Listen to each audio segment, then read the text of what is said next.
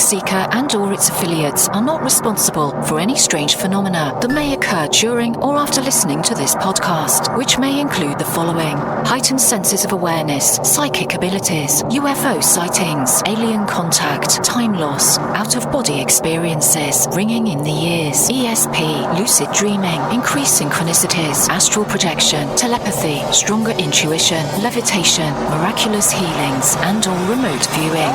Please be advised to listen at your own discretion.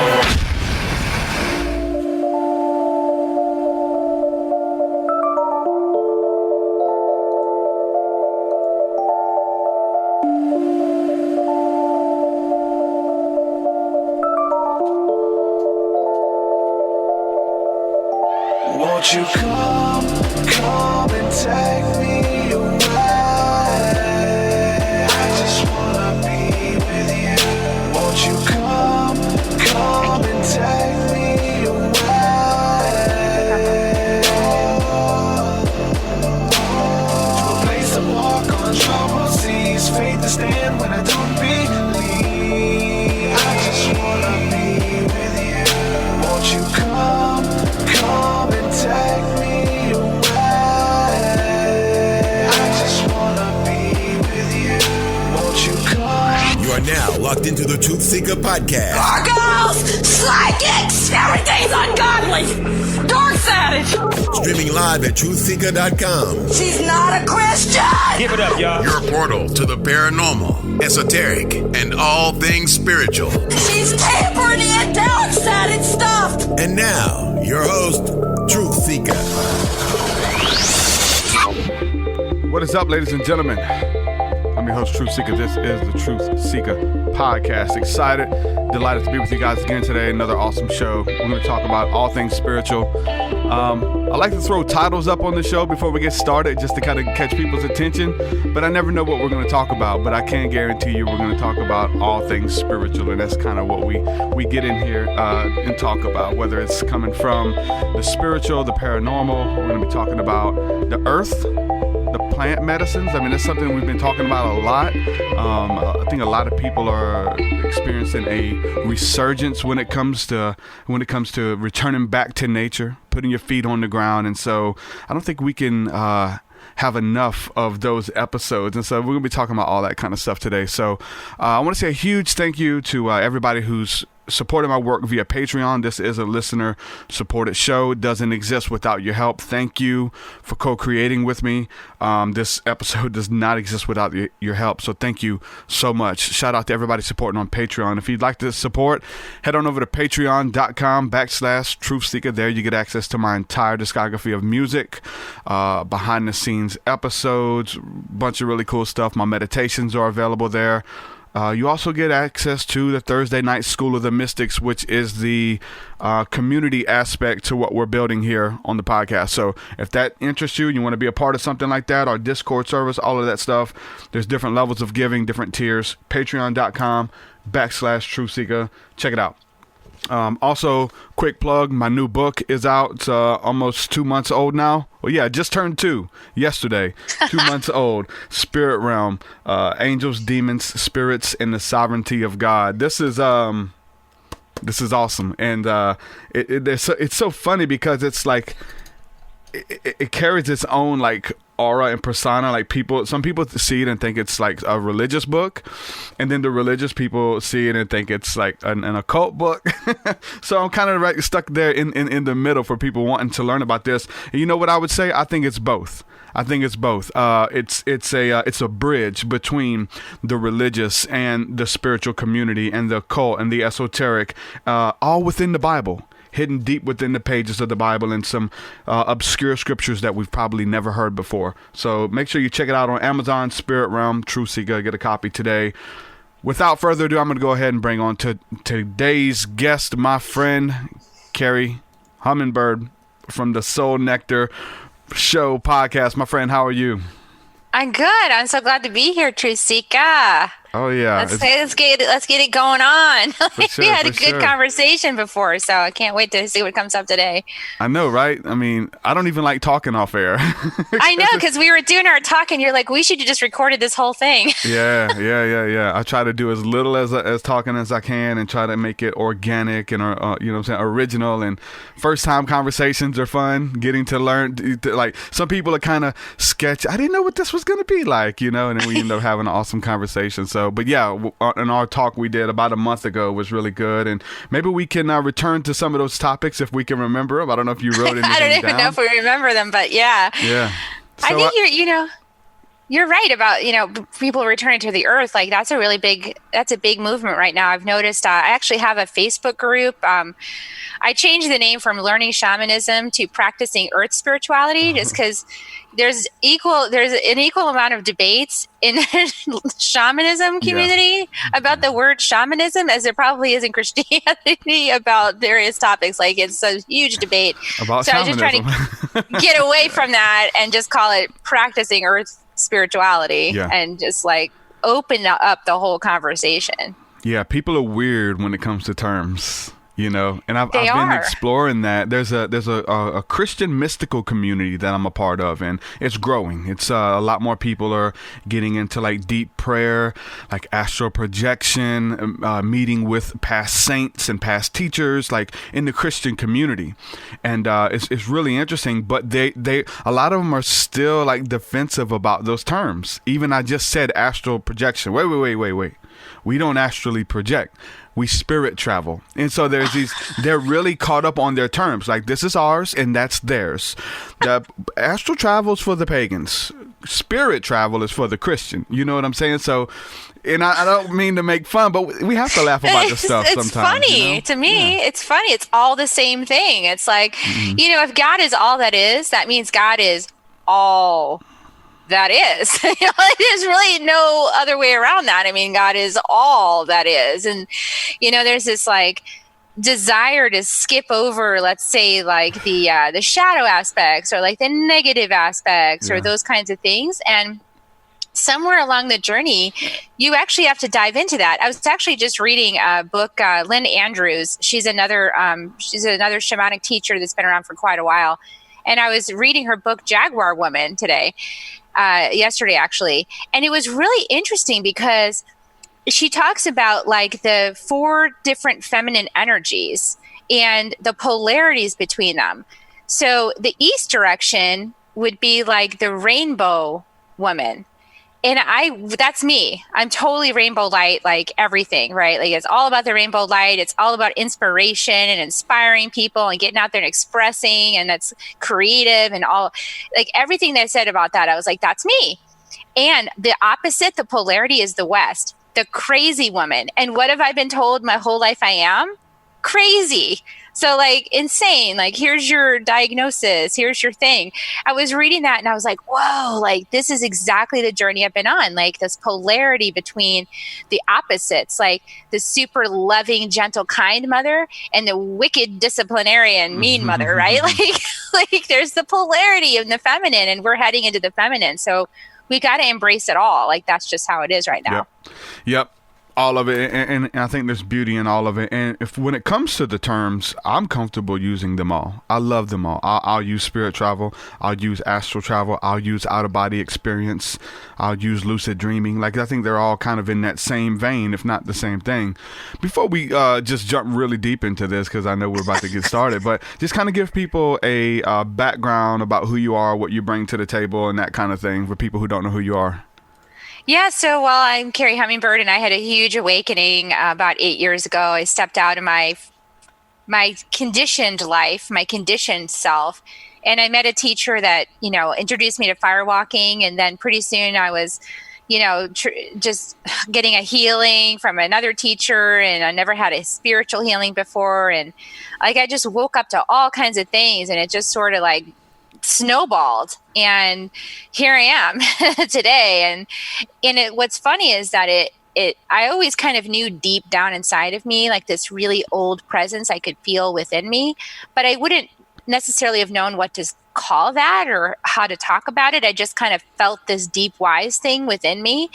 And And then I would act foolishly and do all kinds of crazy things. But I always felt it in there with me, sort of patient and everything. And like, as I've been on my spiritual awakening the last 8 years, which has been super fast, I've studied with a lot of different shamanic based teachers. Basically, that self has come forward more and more and more and more, to the point where it's, I feel like this merging happening, like this merging of that deep wise self with my, my personality, the one that's sort of on this, feet on the street, so I don't know. I call that my soul, my soul guidance. But yeah, and my journey has been pretty much through shamanic pathways and energy healing, energy medicine. I studied with the Four Winds Light Body School, which is a school of Alberto Villoldo, which is Andean shamanism. So animism would be the correct terminology there. But it's, from the Andes Mountains, they work with stones and they talk to the mountain spirits and things like that. And so that's been my first foundational studying.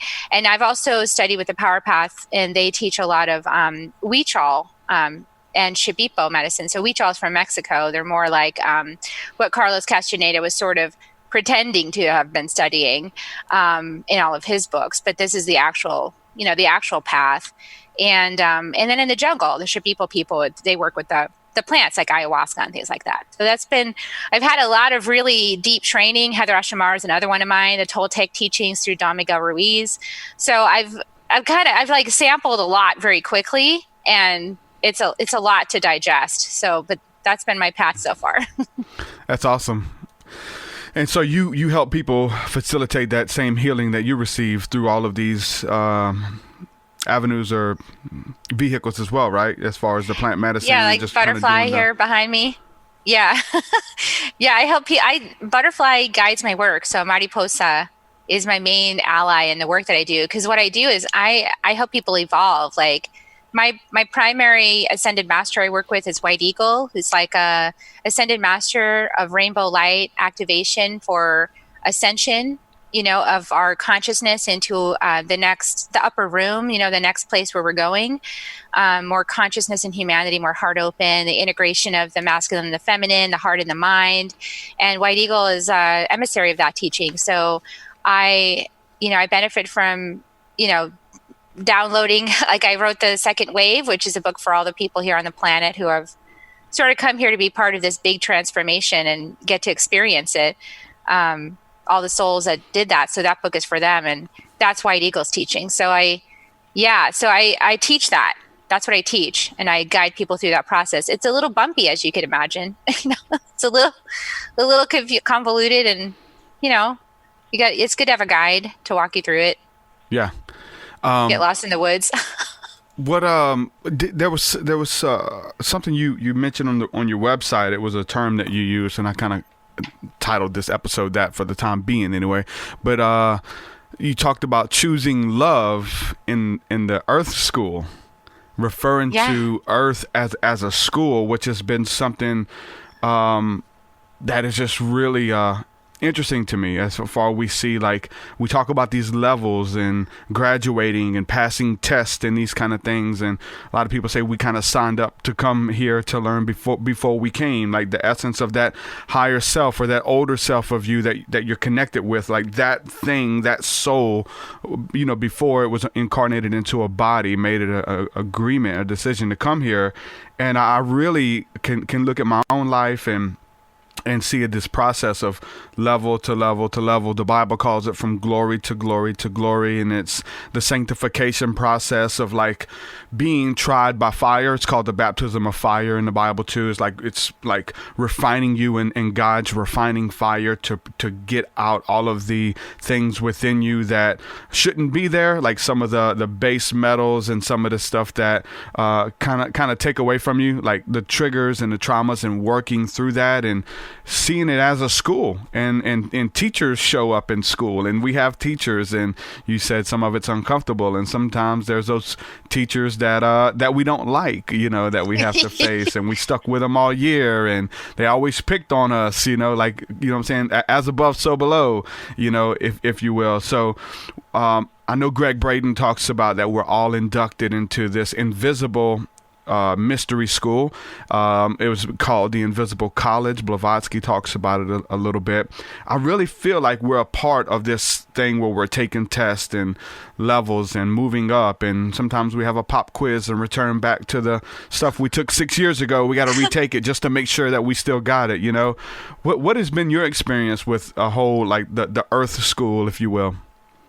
Yeah, well, that was a download that I got years ago, that this was Earth School. And I was like, oh, no wonder. I kind of felt that way.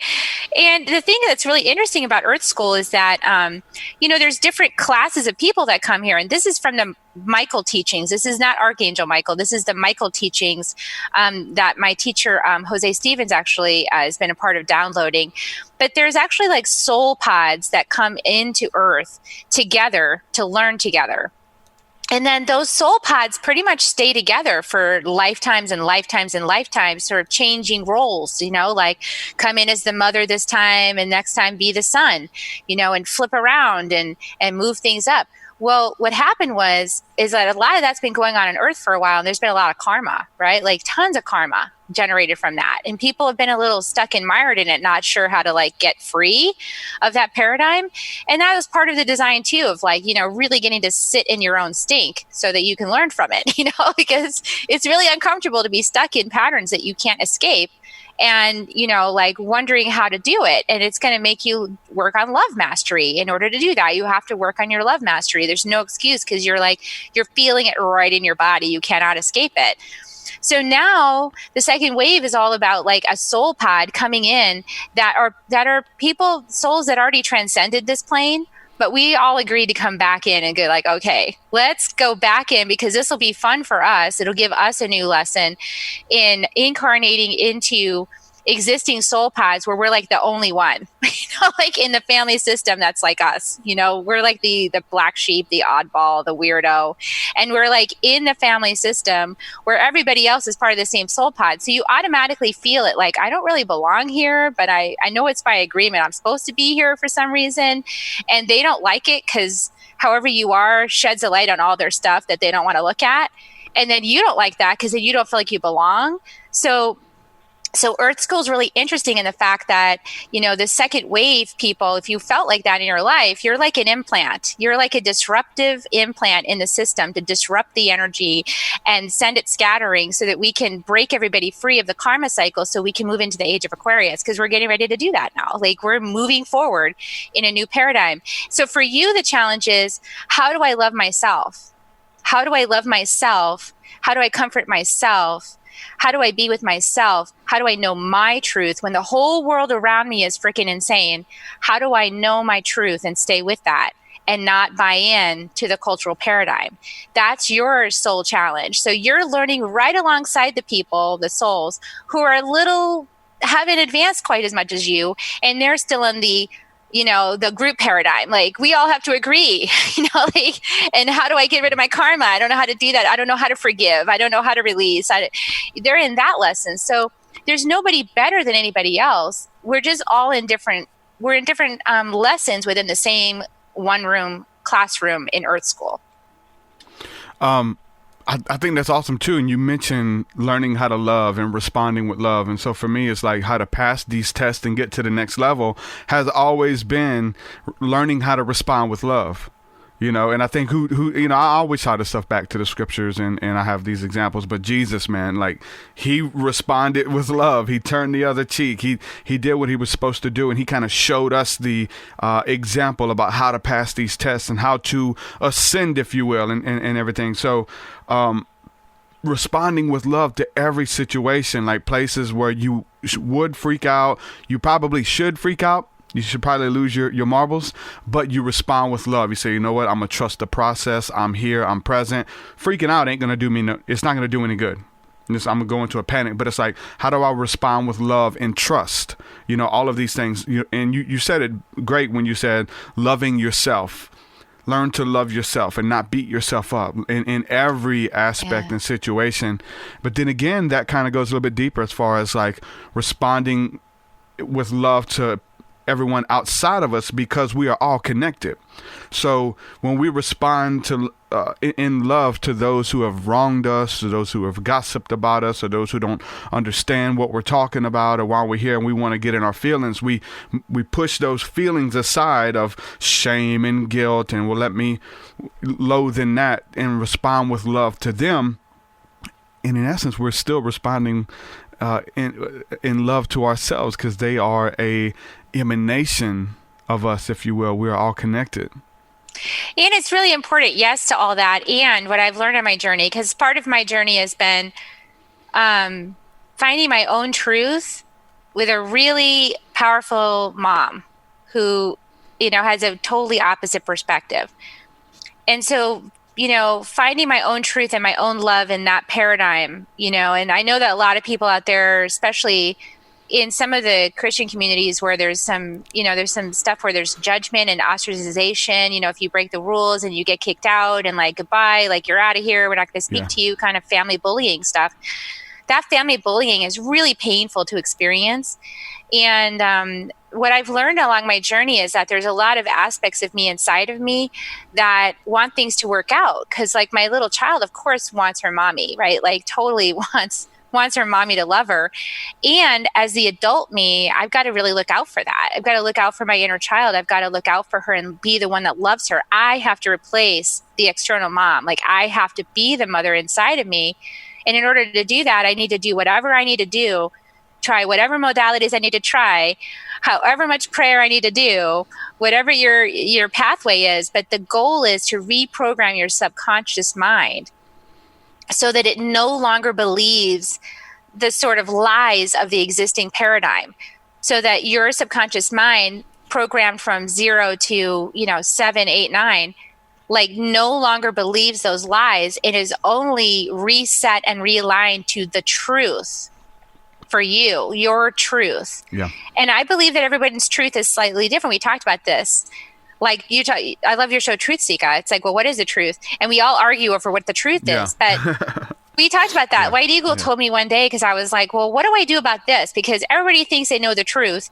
And there's a lot of arguing on earth about who has the right truth and how do we figure that out?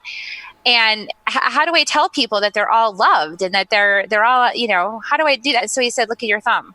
And I was okay, yeah, I have a thumbprint. What does that mean? And he said, well, you're in a unique thumbprint suit. So you got into that suit. You could imagine that this thumbprint suit has your whole life plan of what your lesson plan in Earth School is imprinted in this thing, and you're in it. And it has eyes that see a certain way, eyes that filter out all other information and only see what you're meant to see. It has senses that filter out all other information, only see what you're meant to see. It has all the imprinting from your ancestors, so you get all of that to work with. And it's unique. It's yours. So, yeah, nobody else is in there with you, so they don't get it. They're never going to get it. You're the one that has to get it. So everybody's got one. So we're all equal because we all have a thumbprint suit, but we're all unique. None of us has the same idea about what's going on here. None of us. That's why the arguing over the words is ridiculous. Yeah. It's funny because even when you get really close, man, they really get me, and we're like this. And I agree with everything they talk about. If it's you really, the Venn diagram overlap. If you really dissect it, there's a lot that you don't agree with. That's it's kind of in a sense, for me, on Facebook and stuff, I have friends that I don't want to be friends with them on Facebook because I want to be friends with them in real life, because we disagree on so much and they're so outspoken on Facebook of things that they wouldn't say in real life. So it's to keep the peace, it's we agree on a lot. We'll be surprised on how much stuff we agree on. But it's so funny. Religion in itself kind of teaches us to look for the things that make us different. Even in the Bible, there's all these scriptures about you are holy, you are set apart, you are not like them, and it's true what you're saying. We are unique. We are a special, peculiar people. We're different, but it's for a good reason. But are the things that make us similar too. When you cut us, we all bleed. We all have emotions. We all want to be loved. We all enjoy community. We all enjoy like good food. Like there's a lot of things that we have in common. So I'm cool with the things that make us different. That's awesome because there's so much. But also retraining the subconscious mind, if you will, to look at what makes us similar. How are we the same? Whether you want to get into a religious aspect of it, or you guys believe this, we believe that. And the deeper you look, a lot of it is very similar. Especially coming from Christianity, we think that it's a divine revelation, that it's just this special thing. I was reading in a book yesterday by Manly P. Hall, and it's called How to Understand Your Bible, and he really goes through the allegory and like a deeper meaning of the scriptures. And it's like, if you think that it's just this, like you're not going to get it. There's like 7 layers of how to understand this and how we're all speaking the same thing, but maybe it sounds different and looks different, but there's beauty in that. Some people feel like they're robbed because they got this special thing. They are this special that nobody else has, but it's like it's everyone's invited. Everyone shares in, has a piece of this, Totally. The download I was just getting when you were talking was, Great Spirit, God, Source, Creator, Universe, whatever your word is, Yahweh. It doesn't matter. Whatever the heck word you use is fine. It's all the same thing. Only shares with you exactly what you need to know right now for the lesson you need right now. And then when you get that lesson, haven't you noticed how then you get some more information that sort of expands what you knew before, and then it leads you to another place, and you go, oh, wow, I didn't realize, and then you lead to the next realization. It's all about realizations. And so, Great Spirit is really good at bringing you along to the next realization. And so if you look at this from humanity's perspective, this is the download I was getting. This is so cool. Is that the reason why a lot of these religious teachings made a big point about you're really different than everybody else. Look for the differences, is because wasn't that a great opportunity to put people like this so they could work out their stuff? Because they have to like each other and, and judge and shame and blame and like, I'm right, you're wrong, and this whole thing. And that paradigm is that, however painful it's been, has been a great learning opportunity for a great many souls to learn about themselves through the contrast of other. Of conflict. Of conflict. But we're done with that now. Like, conflict resolution. That's where we're supposed to be, right? We don't need to learn that way anymore. That's the whole message. Yeah. Like, we're moving into a whole different way of learning now that's more gentle, kind, centered. We don't need to learn through contrast, external contrast about ourselves anymore. So we can start to learn by inner exploration. It's the new journey. Well, I think that once we kind of, have these outward experiences and then we take them in the Bible, it says we go into the secret place with God for communion. God, what the hell is going on? What how do I make sense of this? Okay, listen. Why is this person so crazy? They're crazy because you bring the crazy out of them. It's like, it's just. Or they did it for you so you could see the crazy within you. Like a lot of times, so let's just say this. So I will just say my relationship with my mother has been super challenging most of my life. And especially since my dad just passed away a couple years ago, it's been really challenging. And so I pray to this Great Spirit, and my guide is White Eagle comes and gives me like messages like, okay, here, Kerri, here's this bit of information, like my teacher, like, okay, here, think about this. And I was saying, well, she must be a young soul because she's just like mean and she does this and that. And, she's got to be young. And I just have to suck it up. And he's like, well, the funny thing about old souls is they can do a pretty good job of pretending to be young souls. Mm-hmm. And that kind of blew my mind because it twisted things all around, right? Like some of these people you think are huge problems in your life that are giving you like thorns in your side and being terrible to you, like that could easily be a soul agreement that they took on the role of being like, the villain in this lifetime for you so that you could really push up against your limit and learn how to love yourself, like really learn that deep lesson. What an act of love would that be for someone to show up for you in that way, knowing that they love you completely, but they just took on a role to help you grow. Yeah, we definitely all do that. I talk about how like unknowingly we become all the roles really, but we can become the Pharisees, how they were like these people who were persecuting Jesus and wanting perfection and all this kind of stuff, and putting laws and regulations and adding to the spirit and essence of it. And it's like, hold on, like we can become that for other people and not even know it. Like these expectations that we don't even hold ourselves to, but we're putting on other people. You know what I'm saying? So we have to see what role we're playing in that. And for me, as this podcast, and I've put myself out there, I've kind of become a symbol of like, I represent different things to different people. You know, to the Christian, the certain ones, I could be someone who has left the faith and now I'm into the occult or something. Like, I've heard that. For other people, I'm a symbol of following your dreams. For other people, I'm a symbol of, you know, whatever it is. And like, you represent different things to different people no matter where they are. And you ask a bunch of different people about me or about you or whatever, you represent different things to them. Again, like some people know you as mom, some people know you as friend, there's someone who knows you as lover, right? And so this is a special relationship that you have with these people that they're only privy to. It's only a few people.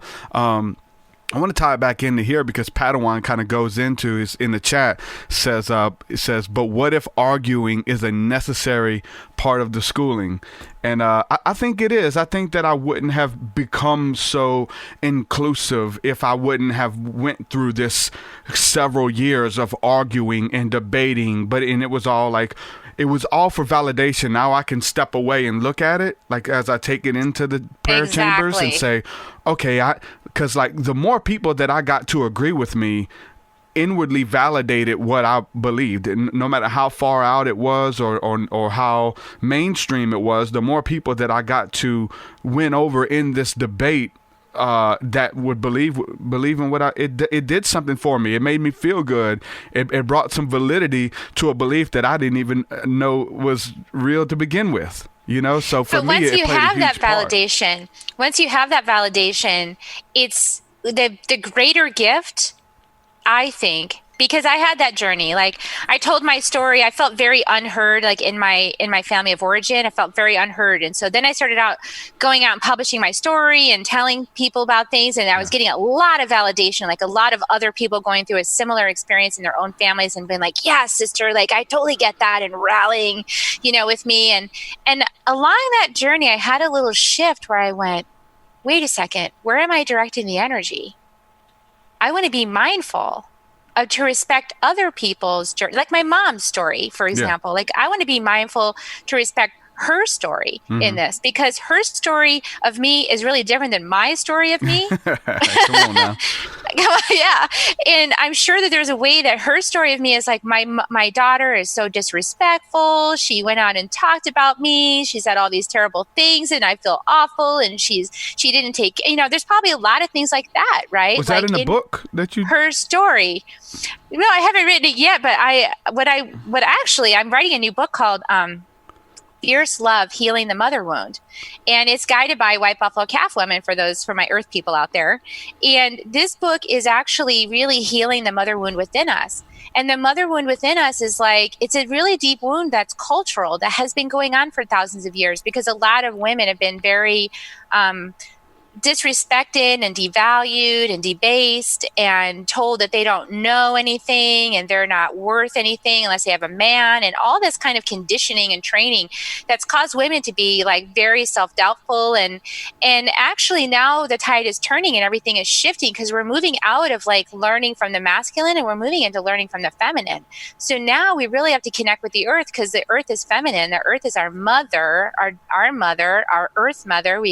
Gave us our bodies, birthed us into existence through her other children. Like, so we have to reconnect with that part, and we have to heal all the judgments we have about our mother, like about our personal mother, about our divine mother, about ourselves as women. And we have to heal all that now. So in part of that, exploration, White Buffalo Calf Women in One Download was like, the first person that needs to be invited to contribute a chapter to this book is your mother, because her voice is important to be heard. And I agree with that. Even if she uses her voice to say how awful I am, it doesn't matter. Like, her voice is needed to be heard. Yeah, that's good. The relationship with the mother is an interesting one. Mine's changed, flip-flopped over the years, and it's just kind of part of it. I want to say a huge thank you to Sandra before Ya for the donation. Thank you so much. Want to let everybody know too. I see we had some people call in a while ago. Just the phone lines are open. If you have a question or comment you want to add to the conversation, or if you have a question for Kerri or myself, make sure you call in. The number is wherever this podcast is listed. It's scrolling across the screen. 251-263-0001. Call in for to be a part of the show. One thing again, like when you mentioned, and I'm reading the chat here too as we're kind of having this conversation. When you mentioned the different polarities of the the woman that you are, the far far left, far right is somewhere in the middle. Like there's a polarity that meets in the middle. I'm reminded of the Eastern Star. It's the order of the the female fraternity of the Masons, and each point of the pinnacle represents a patriarchal figure of a woman in the scriptures who went about doing amazing feats, and it's like almost like a well-balanced person. You know what I'm saying? The pinnacle is it's a symbol of a person, right? The head, arms, legs, and like this well-balanced person, but meeting right in the middle, having the duality, but finding beauty in that. There's this thing that, like, don't be double-minded, or don't, you have to be all this or all that. You can't be in the middle. When we know, again, going back, even if it's like in politics, where's the truth? Is it far left? No. Far right? No. The truth is somewhere in the middle of this, like, thin, fine line of balance that it's hard to walk. This balanced road. The masses are on the right and on the left, and you have to, like, stay balanced in all things, not just politics, but spirituality and plant medicines. And if you was only about plant medicine but not doing the inner healing, or you know what I'm saying? All of these things finding balance. Yeah, and you can't avoid your shadow either. Like, you can't avoid your traumas. You can't avoid your negative perceptions. You can't, like, just say, oh, I don't have those. Oh, no, I'm not going to look at that. I'm just, no. If you keep doing that, like, you can't avoid the fact that every person feels anger. Every person feels anger. That's just part of the human experience. And if you ignore that and you don't embrace it in terms of feeling it and healing it, like, not acting from it, but feeling it, healing it, admitting it, and releasing it. Like, that's the only way to heal. And a lot of people try to be all in the positive side, especially now. Like, you see a lot of people, I'm a light worker, and like, I only feel good things. And all my posts are positive, and everything is about light. And I'm never upset anymore because I found God. That is a lie, actually, because there's this huge shadow behind your light that you're not looking at. And all of that is where the juiciness is of, like, our human experience, and to feel that and heal it and to bring it into alignment and integration. That's the work, is to bring it all into the center and to have arms around all of it. Because if you're not paying attention to that shadow, you're going to get whipped by it. I mean, definitely, it's going to come up and grab you. So it's a weird dichotomy, because a lot of people say what you just said, and they kind of make fun of the light worker and who are all only love and light and all this kind of stuff. But a part of me feels like the reason they're like that, and the reason I'm like that for the most part, I try to be. Like, I talk about the dark stuff too, but I really try to focus on the light and positivity. How can I help you and assist in this dark process? Because we know how dark the world is, and people are like, let me offset some of this darkness with a beautiful, positive meme. Let me make you laugh. You know what I'm saying? Like, versus. But you're not avoiding the shadow. You're not saying, oh, not me. I don't have that anymore. You're not avoiding it. That's what I'm talking about. It's like, we can't. So we have to admit it. That's why we have such a rampant stream of narcissism right now, is because there are people that cannot admit their shadow. Like, they actually deny the shadow. And they're like, I'm always there. Ever wrong. Like, I'm always right and I'm always in the light. Like, they just ignore this part. And that's really, what that actually does is that creates a huge burden on anybody who considers themselves a light worker. Because you're the empathic one, you're the one that's the janitor of the family, so to speak. And so if everybody's denying their shadow in the family, then you end up cleaning up a lot of stuff that's not actually yours if you don't have good boundaries. Yeah. It's a weird one though. It's like how much do you I think I do think that the way that we overcome darkness is with the light of replacing thoughts and emotions and sending love. Like I wouldn't send negative. You know what I'm saying? It's oh no, you don't send negative. We overcome it with you with the light. overcome it with love. Yeah. But like as far as the focus though, because like we have to choose because we only have 24 hours in a day, right? And so like even content wise we do podcasts, we talk about healing, we do all this stuff, why not do podcasts exposing the child sex rings and all of the Harvey Weinsteins and in the dark conspiracy that's real. But we choose to focus on the light. We choose to focus on the inner healing, which is the light. So even with that, it's like, why are you guys choosing to turn a blind eye essentially to that? But I don't think it's so much that it's more of doing the work that we're doing more good and healing those people who would maybe become a sex trafficker, maybe become a child predator. Like we can deal with those inner wounds that are dealing with those tendencies, like, right? So I think that we're doing more work on the spiritual front than versus like pointing fingers and looking for the demons and darkness that is out there. It gets deep. How do you feel about that? Yeah, I think it's called, there's a really good technique called the love sandwich. So it starts out with a lot of love, right? And then in the middle is some hard truth that's painful and you got to feel it, right? And then on the other side is a whole lot more love. So it's like, so anytime I'm working with somebody, say I've got to share something that's really, really truthful that they're not seeing or they're ignoring in themselves and they're not like facing it. So I always have a love sandwich, a lot of love at the beginning and then very gently with the truth, and let the truth sink in and let the emotions rise and let them feel it. And then move through to the other side where there's even more love and compassion, because really deep compassion comes from overcoming your own shadows and having like really feeling what it felt like. Let's say like I said some really horrible things about my former spouse, about the father of my children, several times on social media during my healing journey, because I got so frustrated that it was just like I just popped off and I couldn't handle it anymore, Yeah. And I misused my voice. It was a release for me. It felt smart, great. But it was release, yeah. And I got a lot of validation, right? A lot of other women were like, yeah mine's the same way. And there was a lot of like this like feel good, like I got validated, And then it comes back around and I'm like, okay, now my work is to go back around to it and say from a different vantage point, from a more healed place, can I now revisit that decision with compassion for him, with compassion for myself, without like judging myself, throwing myself under the bus and berating myself in retrospect, right? We're not talking about that. We're talking about going back and looking at it and saying, okay, there was a more loving choice. That was what I was capable of then. And I love myself. I forgive myself. I forgive him. I say, I'm sorry. I'm so sorry for using my voice that way.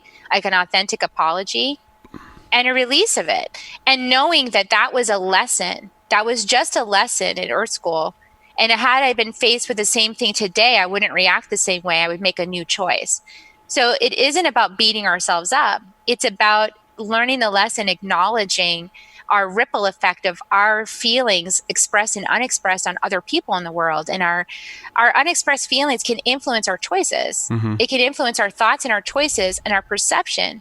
So we feel it to heal it. We clear the air and we can actually perceive things in a higher way now, through the inner chamber exploration you're talking about. So, yeah. Again, yeah, I mean, that I think it ties back for me anyway, as far as the arguing and debating. That was really big for me. Like, that's what I was, a lot of people still know me as being that, but I'm, people get gun shy. They get gun shy. 8 years, removed from that. But you kind of learn from that, you know what I'm saying? And you have to, and a lot of times it's like, you don't learn until somebody does it to you.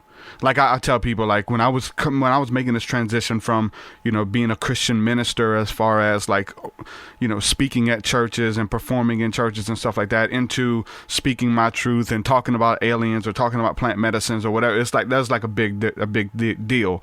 And I got shunned by a lot of the churches and ghosted and stuff like that, and gossiping and stuff.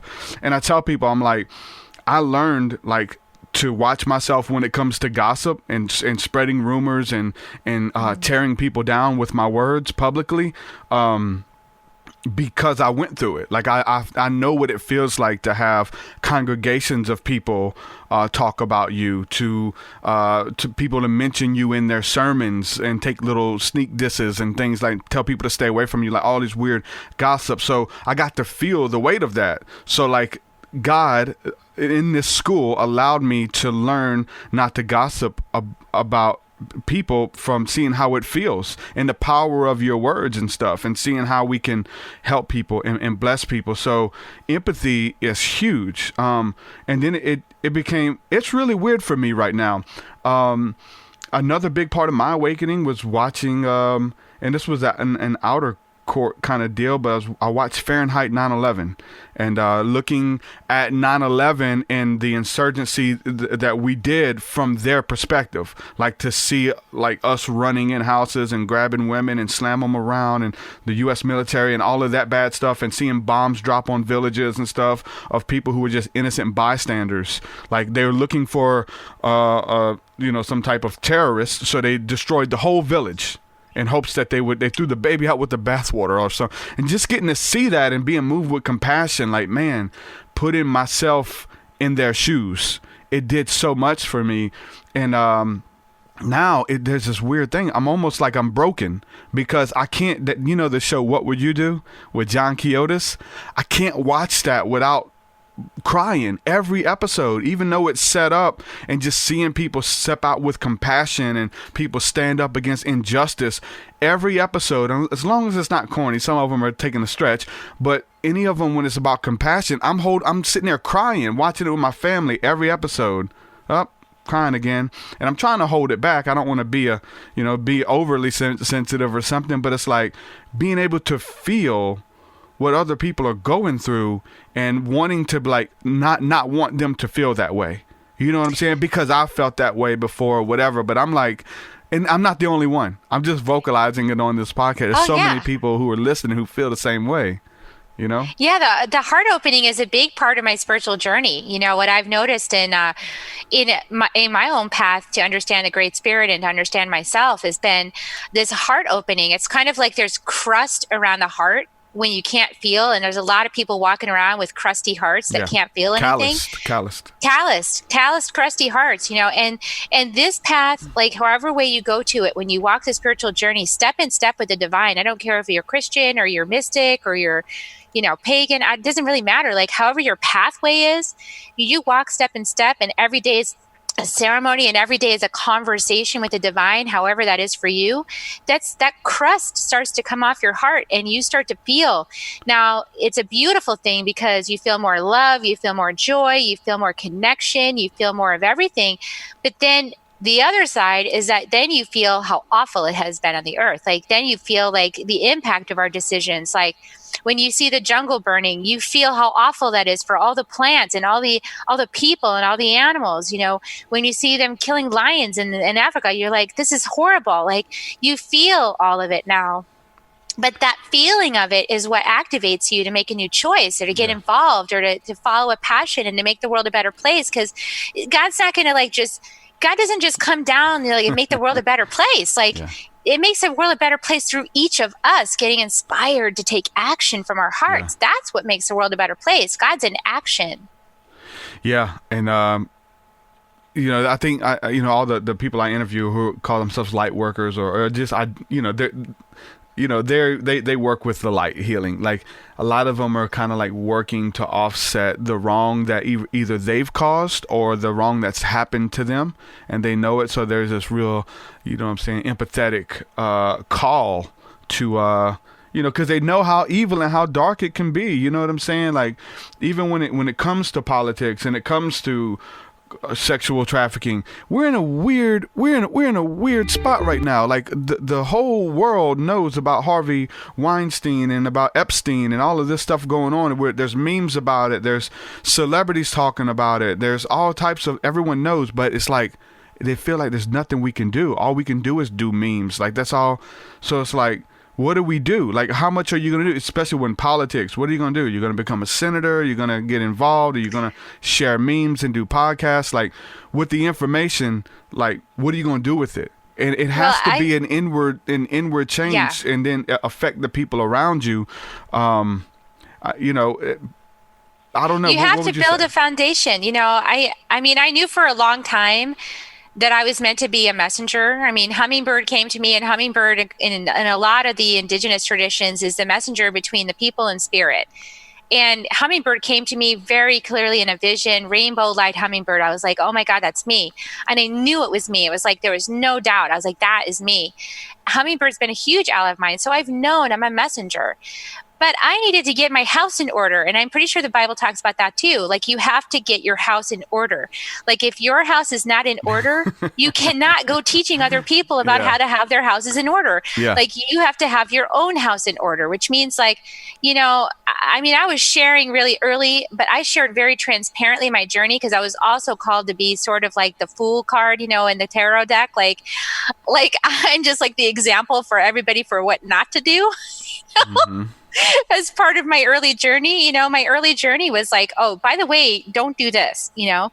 So, but how can you recover from it? That's the other beauty about being so transparent with my journey. You know, my first book, Awakening to Me, talks about some huge mistakes I made at the end of my marriage and in my life and with my kids and everything. And all of that was shared because, well, God told me to share it honestly and transparently. And I was like, I don't want to share that thing. And it's like, you better share it. Like, okay. So I did. And I see in retrospect, it's because I'm a demonstration of all the people that meet me, that no matter what you did that you thought was so shameful, that you thought was so terrible, so unforgivable, so you will never, you know, recover from that. And you'll always be punished. Like, whatever that thing is, that's a lie, because we're in Earth School. You can recover from anything simply by learning from it and making a new choice with your open heart, learning how to feel other people, empathize, and really step outside of yourself by healing yourself first. You got to heal first inside, and then you can step outside and be there for other people. And I think that's really a message we could all learn from today. Is like, no matter what it is, it doesn't matter whatever judgment you have. Just learn from it. That's it. Learn from it. Make a new choice. Yeah, and I mean, people become these warriors of virtue, though, you know, and they feel like their way is the only way, and they're like, when something's new to them, they feel like they have to not just share it with everybody, but force it down their throats, and because it's the only way, you know. And it doesn't work. No, it doesn't. It doesn't. You know, and you know what I'm saying? Going back to the whole thing about, like, when you win those people over with that stuff, when you are vigilant and you corner people and you get them to listen to you and you win them over, you have to, first of all, you have to keep them. Now that you want them, you have to keep them a part of whatever you believe. You have to keep them there. And then, but if they leave, then you lose a part of that validation. Like, if they change their mind, or you don't, from other people. It's so silly to think that that works, you know. And you know, and here's the thing. Here, I find, you know, this is a really interesting observation, and I don't mean any offense by this whatsoever. But I've noticed that, you know, it did seem to me like there are some Christian churches where, like, the whole premise is like, you've got to go out and convert everybody you meet, like, to your way of thinking. Yeah. And that really offends me as somebody who's not in that paradigm. I'm very offended by that, because it's very intrusive on my personal path. And so I would get very, like, nasty about it when they come to my door, because I'd be like, listen, I'm not interested. I didn't ask for this. I even put a no soliciting sign on my door, and people still knocked on my door with it. Yeah. And I was like, why are you knocking on my doors? Well, this isn't soliciting. This is God's work. And I was like, it's still soliciting, because it's your opinion. It's your path. It's your belief. It's your thumbprint suit. This is mine.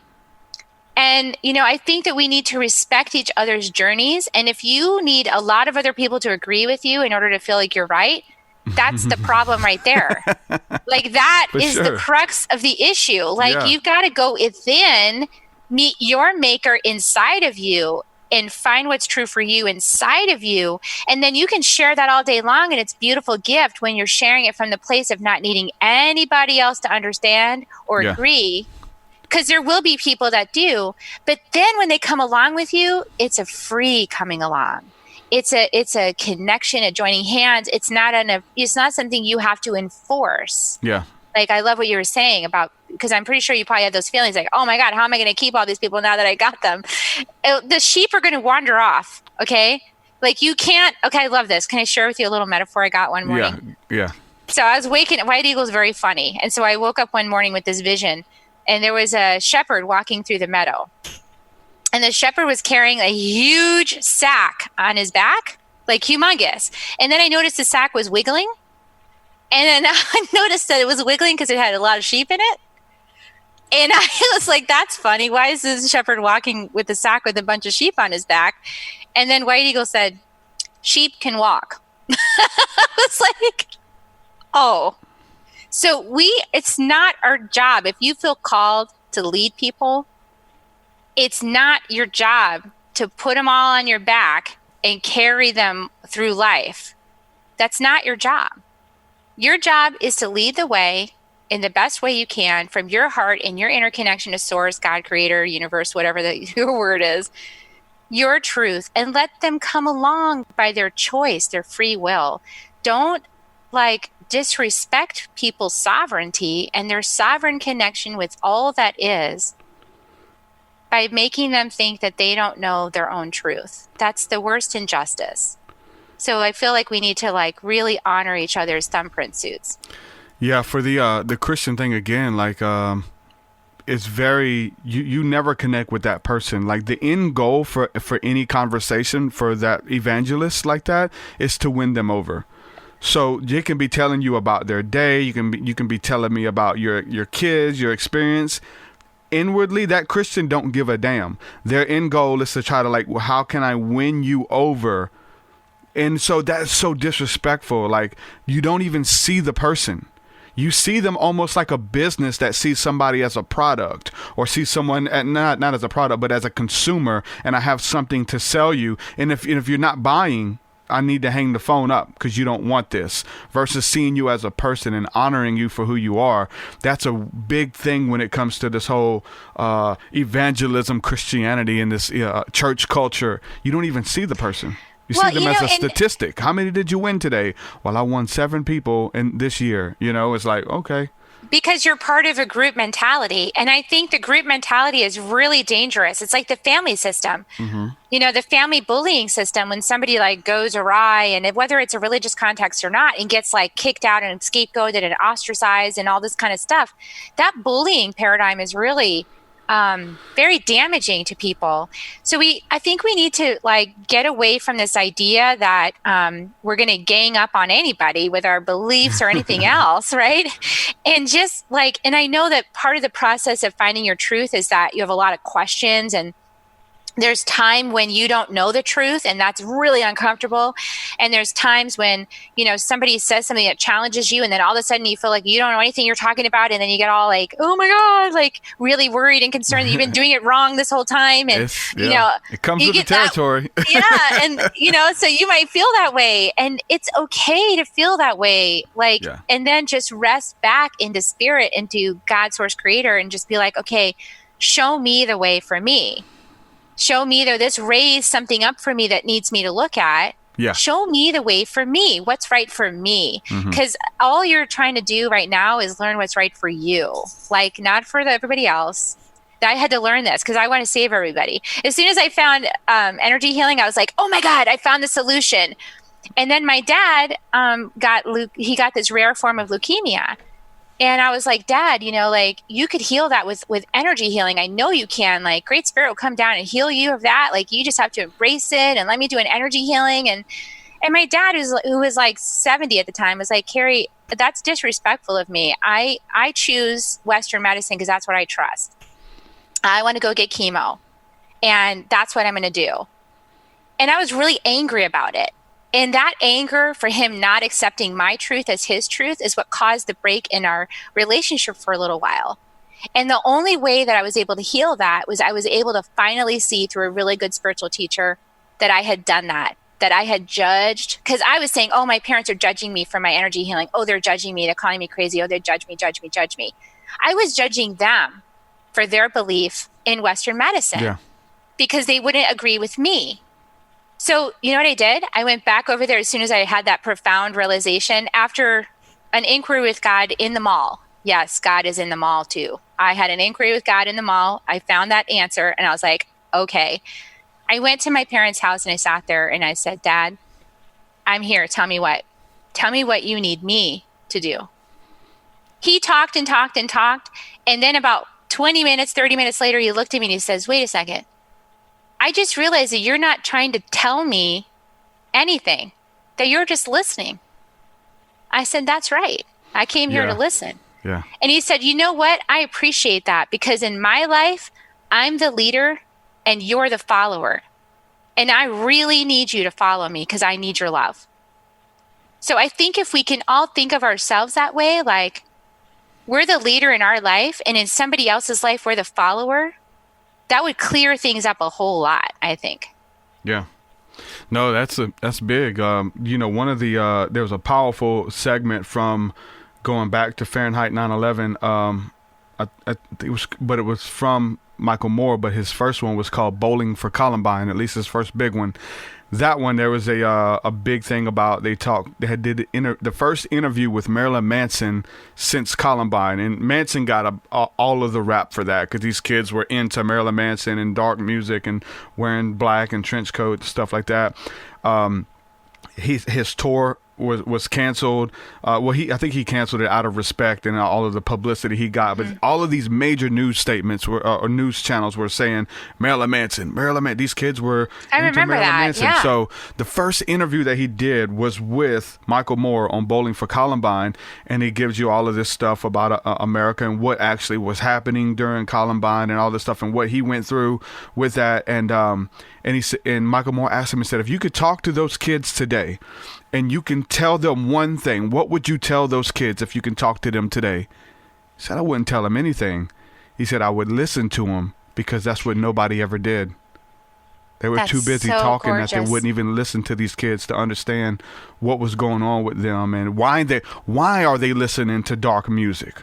Why do they like my music? You know what I'm saying? Like, he said, I wouldn't say nothing. I'd listen. And that was so profound, man. That interview was beautiful. And it was so true, though, being able to listen. We have those people, and I think seeing those people reminds us not to be that person. Like, we know that when we talk to them, they're not going to let us get a word in. They're going to talk the whole time. You have people who will call you and they'll talk for 5 minutes and I got to go and hang up, and you didn't even get a word. And there's people who you do interviews with, or you know that they're going to have something to say about everything. I mean, there's even been like prayer circles where you know that this person's going to like take over and, all these kind of things. And you know how like disruptive that is, or how, they have to insert themselves into the conversation or make it about them. So when you see that person, you're like, okay, make sure that I'm not doing it. Because, I mean, we have stuff to say about everything. We have an opinion. This is what we do. We talk. We do healing. We study. But we have to know how to reserve ourselves and to give space for others and for us to listen what God is saying through that person. And God speaks through these little ones and through the children and the person that's not as deep as you. Maybe you're deeper. Maybe you have more insight and more knowledge, but seeing it from another perspective is how God speaks. When you think that God is only speaking through these anointed men or these people who are so deep and spiritual, and then God, the scripture even says that the Lord speaketh through the mouth of babes, through the little ones. You know what I'm saying? So, man, silence is so beautiful. It's golden. Even with meditation or your prayer life, like, that phone conversation that people have had, your friends call and they just dump and then leave. We do that to God. We get alone and we pray, and I need this in my life. I need you to open this door. I need you to do this. I need you to heal this. I need you to do that. And then we just leave. We're just like, hold on, I got some things to say too. Hang out with me. And it really makes sense when the scripture says that to sit in silence, peace be still and know that I'm God, to sit in this sacred silence of this sacred knowing of just all that is. And then you'll find out that God starts to speak, maybe through the audible voice, the still small voice, but through everything, throughout nature, through the plants, through the trees, through the hummingbirds. All of creation is speaking is God. It's like an emanation of God speaking. And he's always speaking. We just ain't listening. And so when silence is like when we're paying attention, we're just in that knowing. It's a state of consciousness. And we walk in that for days or weeks, hopefully forever. But there's levels to it where we can feel the wind, and God's voice is speaking through the wind. God's voice is speaking through the earth and our feet on the ground, or plant medicine, or the incense burning, or a song. You know, we hear the same song 20 times, but there's just one time we listen to it, and it's a little bit different. And being in that place where it comes from a place of silence, being able to listen. Yeah, and I love everything you just said. Was it's a big part of the downloads I'm getting as well, is that now it's really time for us to listen more than we speak. And we listen especially to the earth, because she's our new teacher. Like, she's been our teacher for a while, and she's kind of held space for us to really screw up. You know, we have really screwed up on the earth, you know, like, it's not a laughing matter, but we really have. And so now she has a lot to tell us. You know, she has a lot to tell us, and we need to be listening and tuning in. And, you know, and if you need to take plant medicine to get your mind to be quiet so you can hear her speak, then that's a really decent thing to do. You know, I mean, it'll help.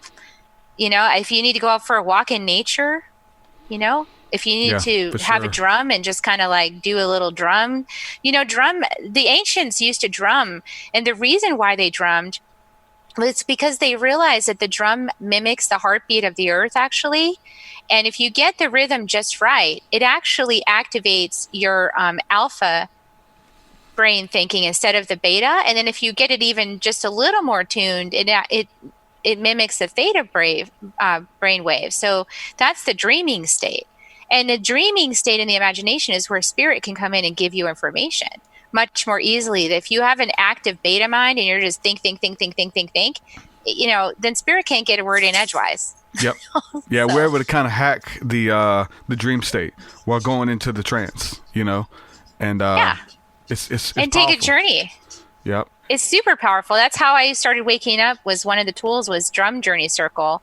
Listening to Sandra Ingerman has a lot of really good, cool drum journeys on iTunes. They're really short. Yeah. And in a really short amount of time, you can get into that state where you can get a message from spirit, you know, from your higher self, whatever your concept is. Jesus. I work with Jesus. I love Jesus. You know, Jesus is my friend. But I feel like, yeah, Jesus is my friend. But so is Mother Mary, you know, and so is Guadalupe, you know. So I feel like these are many different voices of the divine that come through to teach us something new. And so when the whole earth school's changing up, don't resist the new teacher. Like, I just really want that message to land. Like, that's good. Yeah. You feel the call to earth? Don't resist the new teacher. Like, I just had someone a message was like, you know, why do we need to listen to the spirits if we have the Holy Spirit? Why do we, you know, if we have Jesus, then why do we need, you know, and it was talking about communing with the dead, right? And because I'm showing how the dead is communing with us, our ancestors and our teachers, even in the Bible, like it's biblical. This is kind of new for us to even talk about this. But somebody had a question like, why do I need to talk with them when I can talk directly with Jesus? Why do I need to talk? Well, I can go directly to God, come boldly before the throne. And it's because God speaks through all of the teachers. Again, the earth is like they're emanations, they're messengers. They carry God's heart, God's message to humanity, and they all have something different to teach you. And I just got a vision. I don't want to sound sacrilege, but it's like Jesus has specific things that he wants to teach you. And it's like grace and peace comes through Jesus, forgiveness, love, and which is the highest. But there's some other things. I believe that God sends angels and other teachers that are linked again with the same heartbeat of the earth that you engage with in different ways. It is not that Jesus isn't enough. No, I think you can stick with Jesus and be okay. But for those who are open and who are able to silence themselves long enough to listen to the other voices, God has many teachers, many sheep that are not of this fold that still carry this heartbeat. And I think that it all is all coupled under love and righteousness and peace and how to get to those next levels. But it may not be through Jesus. It may be through Moses. It may be through Enoch or Elijah or the Archangel Michael. I don't know, but I do know that God, that they are all connected with the Father, and He sends them to us to carry messages out. Yeah, it's kind of like the rainbow, right? If you look at a rainbow, it's a really good example. The rainbow is one rainbow. Yeah. But how many different colors are in that rainbow? Yeah. If you actually you can't even, it's infinite numbers of colors in the rainbow. Like you can't, the spectrum is infinite. Like you could pick any position on that rainbow and there'd be an infinite color. So that is why. So if you just look at the rainbow, you can see, okay, if God is the rainbow, then Jesus might be like the golden color, right? But like there's other teachers that are other colors. Like there's a whole spectrum of colors you could be learning from. Yeah. And you, of course, like keep the golden part of the rainbow. I love Jesus. Jesus is great. And you could expand into another part of the rainbow where you learn something new about a different aspect of yourself. I mean, why do we study with the earth? Why do we want to connect with plant teachers and mountains and streams and the earth herself? Because we need to embody. We have to embody in our physical bodies to truly be divinity walking the earth. We have to actually fully embody in our physical form, which means we need to come to peace with the feminine. We need to come to peace with our physicality. And I'll say this is what I do, just for, whether it's for my religious mind or what I believe is right or what I understand. I do it through Jesus or through God. I pray in Jesus' name, Father, whatever you have for me, let it come through you. If that's for my greater good, whatever's out there. If there's anything that has a message for me that can show me something, and you would allow me to, I want to know. I want to know how this stuff works. I want to I want to see whatever. And through that, it's kind of like it has to kind of pass through this veil of love. It has to pass through the love of Christ, because that's my gateway in. That's how I do it, with a clear conscience and not scared. A demon's going to come get me. That's from the religious mindset. Anything that's not anything outside of Jesus is a demon. You know what I'm saying? So to really couple that, it's like, hold on. Ask your Father in Jesus' name, and you're good. Come whatever may, because it's from Him. Whatever, every good and perfect gift comes from above, whatever it is. And I've had some beautiful, otherworldly, crazy encounters and seen beings and entities and received messages and downloads that, it is Jesus, because Jesus is loved, and it was all done through love and God's love for me. But it's through different vehicles and different spirits and things, the spirit of love, the spirit of joy, all types of entities. And my book kind of gives you the overview of how all of this stuff works together, of God sending it out through Him. God doesn't leave His throne and come down and whisper in your ear. He may send a messenger. He may send a hummingbird that reminds you. For real, what I'm saying? That actually reminds you of something else. My wife is near and dear to hummingbirds. Every time she sees a hummingbird, or a hummingbird shows up in this weird spot, it reminds her of her grandmother, because her grandmother just collected hummingbird trinkets and always had hummingbird feeders, and they were everywhere. And so every time she sees one now, it reminds her of her mama, which is something near and dear to her heart. So I believe that God allows these synchronicities and these things to happen. Nothing happens without Him knowing it. So it's all like I think we also need to really be careful about opening up to a new potential, because all of us have a Father for sure, but we also wouldn't be alive in this world without the mother. So, the mother has been sort of silent through a lot of this process over the last few thousand years, but mom is waking up. Okay. And we're going to be learning a lot from the mother. So I feel like, part of that is through Mother Earth, obviously, but there's the divine mother that we're going to be learning from. And, I think it's interesting, this whole like Christian concept of like devils and things like that, because a lot of people are afraid of their mothers, right? Like mom can be super nourishing and sweet and kind and gentle and all of that. But mom can also be like mean and tell you some hard things and, and hurt you in your heart really big time by saying something that really is painful to hear. Like mom is the one that can decimate us to the core. And so when you think about shadow work and you think about, what you don't want to face, like the mother energy is coming in big time, and we're getting, we're going to get up leveled by now working with the mother. The father is gentle, sweet, kind, easy to learn from, in my experience, like balanced, logical, all of those things.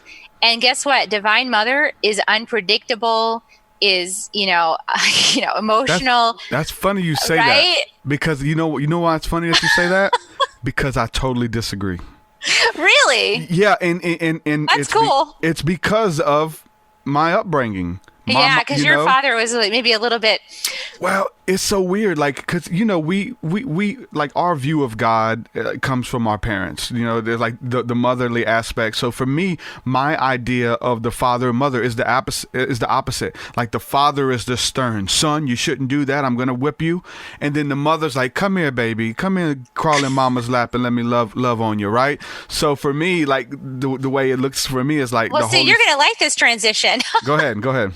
You're going to like this transition. You're going to like the fact that the mother energy is coming in, the earth energy is coming in. For sure. The divine mother is going to come and nurture us, right? Yeah. And for those of us who've maybe had like a little more of the like dark feminine mother figure, we're facing some really dark things in our shadow. We're facing like, oh my gosh, like this is going to be hard. So I think we just have to keep the balance in mind. Like we learned for a couple thousand years from the father, which means we had a lot of patriarchal things going on. We're shifting now. So we're going to learn from the mother. So we're going to have whole new lessons. Like, and for some people, it's going to be great. Like for you in your paradigm, it's going to be awesome. For some other people, it's going to be fearful. Like, I don't want to face that. Oh, yeah. Because no, it is, I don't want to be involved with that. It is awesome.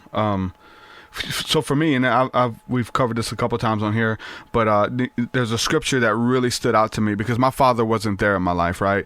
But there's a scripture when I became a Christian.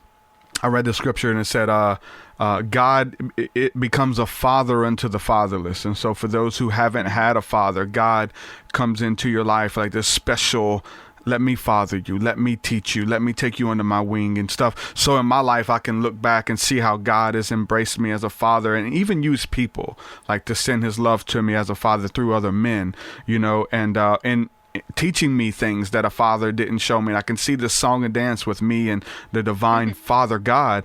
But it's like, hold on. So God becomes a father to the fatherless. And I'm like, what about the opposite? Like for those who grew up without a mother, does he or it become a mother unto the motherless? And the answer, I believe, is yes. That's the transition we're in. Yeah, absolutely. I think that's why I'm usually a little ahead of the cycle, like 6 months to a year or more ahead of like whatever everybody else is going to be going through. It usually happens to me early.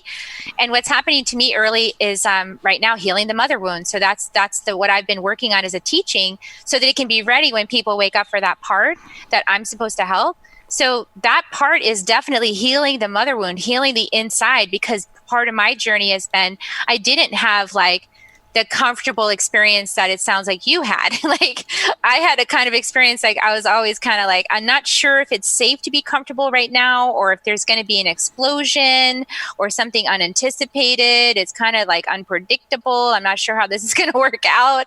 And so that part is getting healed now for all of those with the mom? With the mother figure. Yeah, you know what? I had the same experience, but maybe it's like just looking at the God thing of God being Father, and then you have the Mother Earth or the Holy Spirit aspect. But my mom was the same way. My mom was definitely the same way. And there's a lot of healing that had, for real, like it's a scary mom. It can be scary. Yeah. I worked through it. God healed me. Yeah, God healed her. You know what I'm saying? And that was interesting. I mean, and that has to happen. Is that just now happening for you? Is that where you are? Well, what I'm saying is, it's been happening for a long time, but it goes deeper and deeper and deeper and deeper and deeper, sure. Right to the center of the Tootsie Roll Pop. And so like I'm getting close to the gooey center, you know? So like, it's like, oh yeah, this feels really good where I can now blossom and really receive that divine motherly love, like really receive that in myself. And I believe like psychology wise, like our goal is to really become our own inner mother and father, like inside, and to protect our inner child, like from all inside of here, and to reconfigure that matrix so it's a healthy one. Yeah. So whatever you receive from the outside, it doesn't really matter. Like every person's journey is to really heal this inside, is my understanding. Mm-hmm. So I feel like, I also feel like, and you could dispute me on this, but I feel like our healing of the mother, as a woman in a body that birthed children, I feel like this experience has been very profound, you know, to birth children into the world, to be forever connected to my sons. I can feel them. I feel their feelings. I can sense what they're thinking. I know when something's blocked or stuck, like I'm physically connected to them all the time. And that is a unique experience. And I feel like it's a mastery path to be a mother, whether or not we all, you know, do a great job at it. But it's like an up level. So whenever you're in a body like this, I feel like you're like working a mastery path. And so I want to encourage, you know, anybody in a masculine body to try to be supportive of the ones in the feminine bodies birthing children, because it's really hard. It's really a very challenging thing, because especially with how much we know right now about how our babies can pick up our thoughts inside, and how we know we're connected to them all the time. And my sons can, just as I can feel them, they can feel me. It's like so important to be mindful all the time. And we can be super judgmental of ourselves if we're not at a certain, you know, level of consciousness, or we act unconsciously one time. And then, you know, so to be supportive, you know, really give a lot of space and grace to the person in your life who's birthing children, I think would be really helpful at this time. Yeah, no, I agree with you. Definitely. We're going to jump to the phone lines here. We got somebody who's been waiting on hold for a while here. So we got a caller from Australia, 614 area code. Hello, who we speaking with?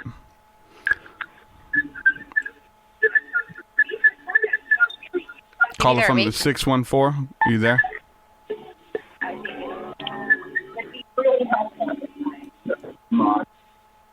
They're listening to the podcast, but maybe they'll hear it here in a second that we took them because there's a lag. Waiting on you. Are you there? Caller from Australia.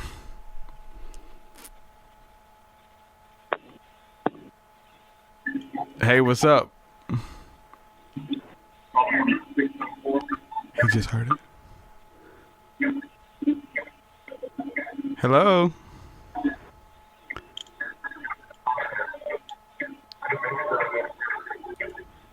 Okay, that's so funny because I can hear that. I hear the delay because he's watching it and trying to hear that. Anyway, call back if you if you can find out how to make it work. And yeah, phone lines are open. Anybody wants to call in, 251-263-0001.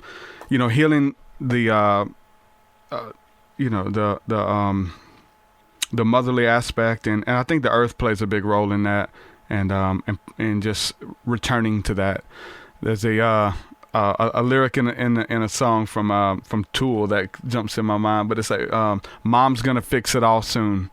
You know, Mom's coming around to put it back the way it ought to be. And so, like, we gotta listen. And I think part of all of this stuff is us listening to the earth, and through plant medicines, and other people would say through the ancestors even, which was an interview we did the other day of the earth speaking through the ancestors. Mm-hmm. And so what was I trying to tie this into? You know, there's just different ways that the earth is speaking to us, and trying to learn that song. I forgot where I was going with this. Trying to wake us up.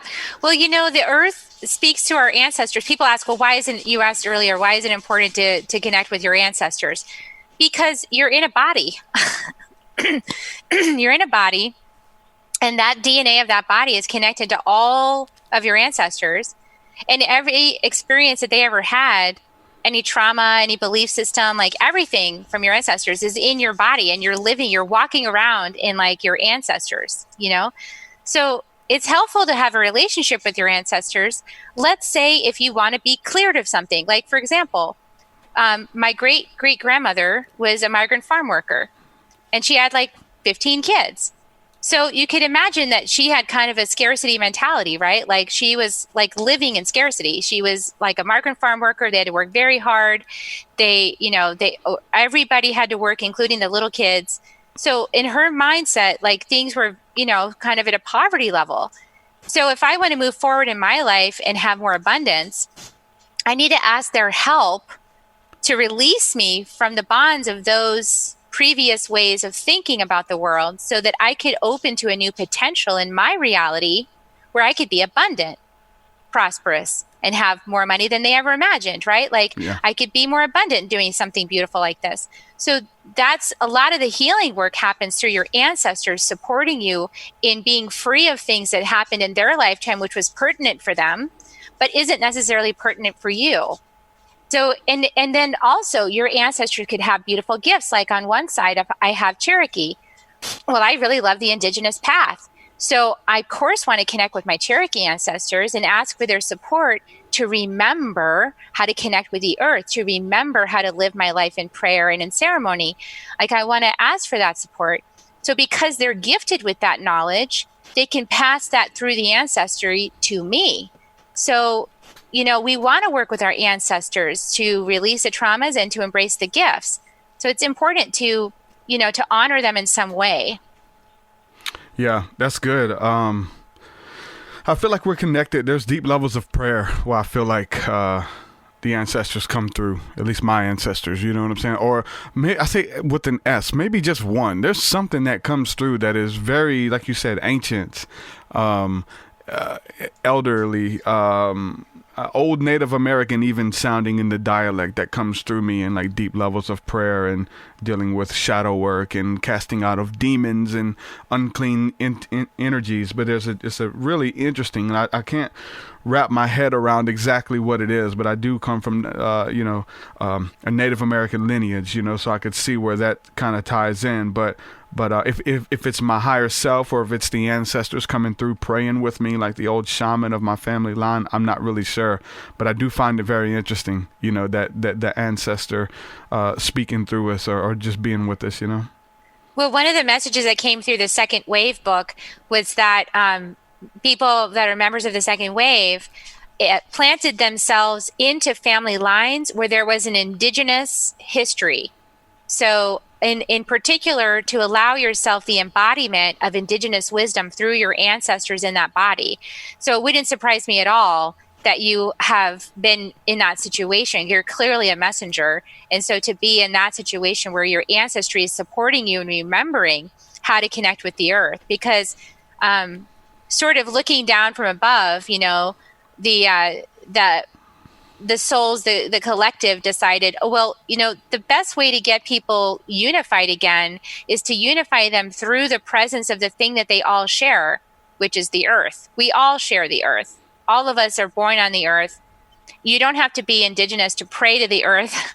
You don't have to be indigenous to connect with rocks and stones and trees. Like everybody can connect with the land that they live on and let it connect you back with earth consciousness. And from earth consciousness, when we're all connected to the same consciousness, it'll be easier for us to understand each other because we'll have some common ground. We'll have a common dialect, which is, what does the planet need to sustain life for all of our children? And I know we're all concerned about that. So that's a conversation we can all engage in from a place of wanting to protect our children, wanting to have life continue on earth, is to be connected to earth consciousness together. Chris Garner here in chat says, on the practical side, knowing about our ancestry can show you life lessons that may be necessary for your DNA makeup. Example, he says, don't be like great uncle Mad Dog Tannen.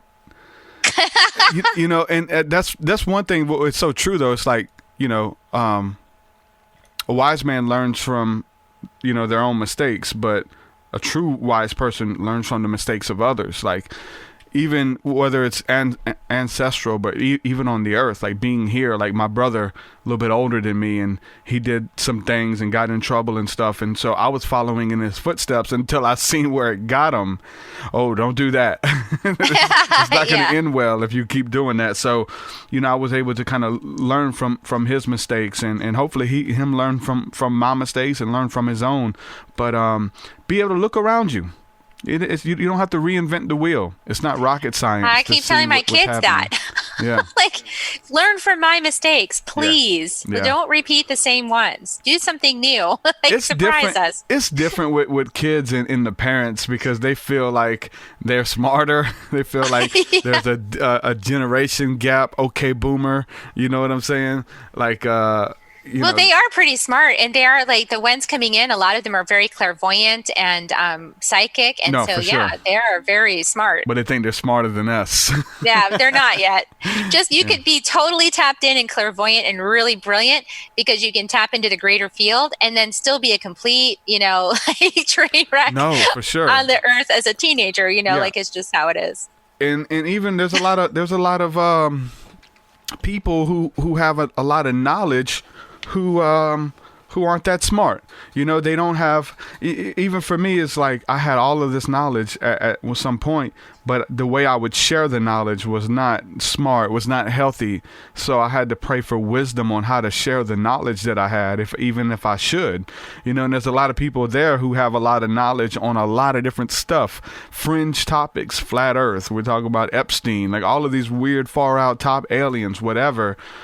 Plant medicine. But you have to, like, when do you talk about that? Like, you have to have wisdom on when and where to share it. Setting as well. On a podcast like this, we kind of created our own lane where we could just kind of talk about it whenever. And and the cool thing about where I am spiritually, I'm sure you are, and many people now, is I don't have to force it down your throat. You're here, an hour and 30 minutes into this podcast because you want to be here, because you resonate with some of the work, or you're interested in the topics. When on the other side, in the religious thing, I had to, like, force you to be here or trick you to be here, whatever the case is. So now it's like, we just share it and kind of let the sticks fall where they may.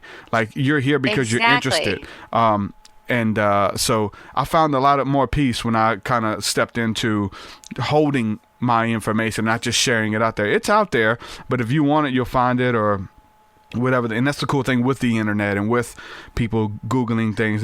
We start to find our own tribe and our own people that we resonate with, and our teachers and our friends and our community. And it's organic versus being forced or built or created, forcefully. So yeah, that's letting God do the work. Yep. Yeah, that's where we are now. If your message needs to be heard by somebody, you bet your booty that God's going to direct them to your broadcast. So. Yeah, and that's the thing too, because you can hear it. You can hear the same information or the same podcast, years before, and you may get mad, you may get offended, and you're going to leave. There was people that I listened to that I remember leaving nasty comments years ago, like calling them out. I can't believe you said that. Like, and I felt. Have you gone back to be like, I'm so sorry about how I see for sure. Oh, so many times. I have to. That's part of that, like, making amends. I've done that. And people have done it to me. So it's part of it. Like, it's the same information, the same stuff, but you're not ready. Like, you haven't gone through those tests. You're like a 7th grader trying to take a 12th grader test. And it's like, you just say, there's a lot of stuff you got to learn first. You take the test, and when you get there, whatever that test is, if the test is simply showing compassion or the test could be holding your peace. Why do you have to give a comment on everything? There's people who, like, anytime somebody disagrees with them, they're going to make it known that they don't believe that. Why you got to interject? I remember, like, seeing, like, pastors over large churches and stuff commenting on my videos and, like, calling me out, and I didn't even know who they were. I'm like why you couldn't show self-control and hold it? You had to leave me a mean comment. You couldn't show self-control and just click the next video. You had to make it known, if whoever disagrees with you or teaching false doctrine or false truth, you got your work cut out for you if that's the path you choose, Yeah, it's kind of like correcting everybody. Yeah, let everybody have their own lessons. Like, there's only one teacher, actually. Mm-hmm. Yep. Yeah, and you're not going to get it until you're supposed to. I can try to force feed you. You know, there's a reason why, you know, babies drink milk and grown-ups eat steak. You try to force a steak down a baby's throat, you're going to hurt them, you know. So, you know, and there's a time where you need to put the milk down and eat the meat, you know.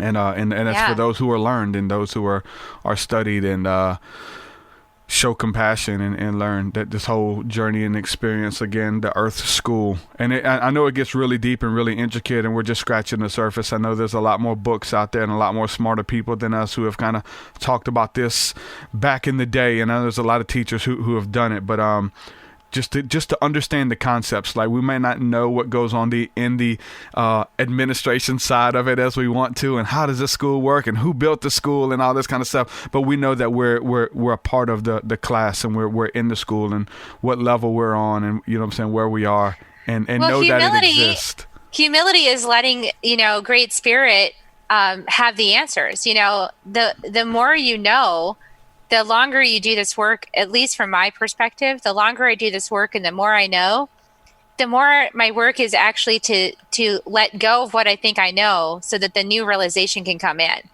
I mean, I have to let it go constantly so that I can allow myself to learn and continue to grow, to be another step down the path. Because if I just hang on to what I know in my 24 books or whatever, like, I'm not learning anymore. I'm stagnant. Yeah. You know, and I fall behind actually the other people. So some of what I would call the first wave, they've done a great service because they bushwhack their way through to teach, you know, a lot of like outside the box concepts in order to start disrupting the dogmatic paradigm where people weren't learning anymore. So we have to disrupt a lot of things, but they did a lot of great work. And the best ones of them are the ones that are still learning. The best ones of them are the ones that are still working on themselves, doing their personal work, opening to spirit every day, asking for new downloads, asking for new information, a higher refinement. Like, you know, that's the way to be. You know, it doesn't matter if you're an ascended master from across the universe or you're like, you know, a baby soul student. Like, you are all learning in Earth School together, side by side, all of us. Yeah, and I'm trying to get back there myself. I've said it several times, just being open on the podcast. It's like, you know, I've studied so much, and now as being a podcast and a host and creating materials and stuff, now I'm trying to find ways to articulate and get out the stuff that I've already learned. If you're like ever learning and never coming to an understanding or knowledge of the truth, it's just like more and more and more. It's like, hold on, let me find ways to articulate this stuff and get it out. But now even me saying that and vocalizing it, it's kind of been a thing where I haven't been learning. So now I'm like starting to read again and getting into some more books and watching some more documentaries and hearing other views and opinions, because even then you create your own paradigm and it becomes, you know, I do a podcast about spirituality versus going and having my own spiritual experiences and actually going outside, sitting in nature. We talk about sitting in nature and the power of it, but actually turning this podcast off and going outside and sitting in nature by myself and, you know, making sure that you're taking care of yourself spiritually, because if not, then things get out of whack and out of balance. And I think a lot of us as creators and entrepreneurs find ourselves there, but it's like we have to keep that spark lit and stay hungry and stay open to new information. And I'm just, you know, trying to get back there myself as it comes and goes. You know, it comes in waves. And and that was a cool thing I talked about opening up the phone lines last week, I think it was, for the first time in a long time. And I had several callers who just brought all these new concepts to me and like all these things to look up that I hadn't heard of, or it was new stuff or new teachers and stuff. And I was like, man, this was like a breath of fresh air with hearing these new perspectives and thoughts and giving me some more information to look up. So that's where I've been, you know. Yeah, many teachers. We have a lot to learn together. Yep. So let's go ahead and plug your website. People want to know about what you have to offer, where to find it at, and I'll link it on TruthSeekah.com. It'll be there. But go ahead and share your website and what you have to offer there. Absolutely. So my website is KerriHummingbird.com, KerriHummingbird.com. Hummingbird.com. And you can play my Love Mastery game if you'd like to play my Oracle game to learn about Love Mastery. And you can play that with KerriHummingbird.com/play. It's a super fun game. You can download it, and there's some little videos you'll get in an email that explain how to play it. You'll need like a 12-sided dice if you want to play it with the dice, which is super fun. It's like, then you're like rolling the dice to like get your answer from spirit. It's pretty fun. So that's a fun game. And then I lead Butterfly Circle. So if you're interested in earth-based spirituality and you want a pathway to learn how to, live your life as a ceremony every single day and live your life connecting with the earth and listening to the earth and the plant teachers and the rocks and stones and all of life on earth and the 4 directions, and you want to learn how to do that for yourself, I teach that. So it's called Butterfly Circle, and it starts up in January again. January is an entry point. May is another entry point in September. So you can go to my website and look, and you can see the descriptions of what you learn in there. But yeah, and we're going to Peru in 2020. We're going to go to Peru to the Sacred Valley in 2020 in June, and we're going to do some work with the Q'ero shamans from the Andes Mountains and do despacho, which is like a group prayer ceremony where you dispatch your prayers to spirit.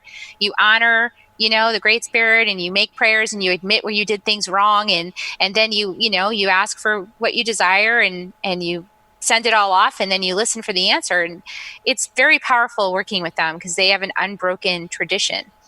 They've been trained by their fathers and their fathers and their father, like all the way back, So really powerful to experience. And we'll be doing some plant medicine there too on that trip. So if you're interested in an introduction to that, it's super awesome. Of course, there's a bundle, Year of Transformation in 2020. There's a bundle. So for sure. Sounds awesome.